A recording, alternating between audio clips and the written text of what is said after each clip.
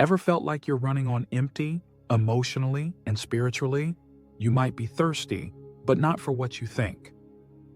Hey there, and welcome back to Words for Living, where we dive into God's Word for daily encouragement, truth, and hope.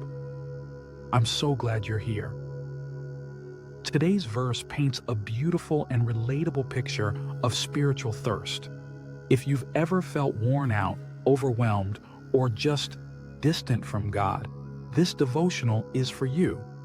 Let's explore what it means to truly desire God's presence and how that longing can lead to restoration. There's a quiet desperation woven into Psalm 42:1 that many of us can relate to, even if we've never put it into words. The verse says, "As the deer pants for streams of water, so my soul pants for you, my God." It paints a vivid picture of a deer searching, urgently and instinctively, for water in a dry, barren land. It's not a casual stroll.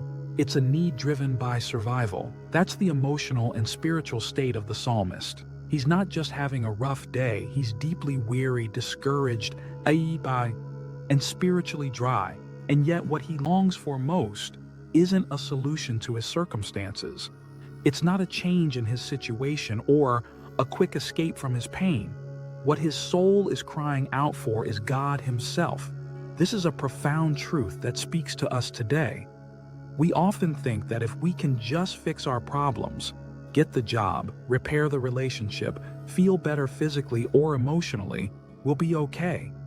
But the reality is, even when those things are fixed, we can still feel empty. Why? Because our souls weren't designed to be satisfied by circumstances. They were made for connection with our Creator. We live in a culture that constantly offers temporary fixes for spiritual thirst. Social media, entertainment, food, achievement, busyness. They're like salt water to a parched soul. They promise refreshment but often leave us more dehydrated than before. The more we chase after these substitutes, the more spiritually malnourished we become. But the psalmist does something powerful. Instead of numbing his thirst or pretending it doesn't exist, he acknowledges it. He names the ache, and then he turns that longing toward God. That's the difference. He doesn't just vent about how dry and overwhelmed he feels. He directs that desperation into a deeper desire for God's presence. Maybe that's exactly what you need today. Maybe your soul is panting, but you haven't yet connected that inner ache to a need for God. You've tried filling it with other things, good things even, but nothing quite satisfies. That's not a sign that something is wrong with you. It's actually confirmation that you were made for more. God's presence is not a luxury for the ultra-religious. It's a basic spiritual need for every believer.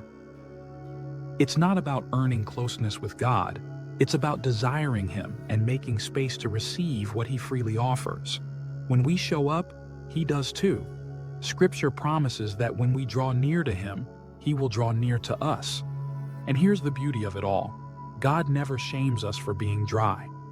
He doesn't roll His eyes when we come running back after trying to fill ourselves elsewhere. He welcomes us. He refreshes us. He delights in meeting our need for Him. The next time your soul feels empty, don't ignore it or cover it up. Let that ache drive you to the only source that truly satisfies. Like the deer seeking water, let your soul pursue God with urgency, because in His presence is where peace, restoration, and true satisfaction are found. So today, let this be your reminder. When your soul feels dry, go straight to the source. God is not far off or hard to reach. He's near, and He's ready to meet you exactly where you are. Whether you feel strong in your faith or struggling to hang on, His presence is your safe place. Let your deepest desire be for Him, because that's where lasting peace begins. If you recognize that thirst in your own soul today, that longing that nothing else seems to quench, don't ignore it. Let it lead you back to the source. You don't need to overhaul your entire schedule or become a spiritual expert overnight. You just need to take one step at a time toward God's presence. Start by carving out just a few intentional moments with Him each day. Open your Bible and spend time in the Psalms. Maybe even reread Psalm 42 slowly, letting the words settle in your spirit. Talk to God honestly.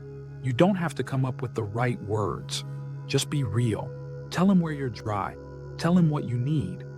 You might also try creating a small space in your daily rhythm. A chair by the window, a walk without your phone, a quiet corner before bed where you simply sit with God.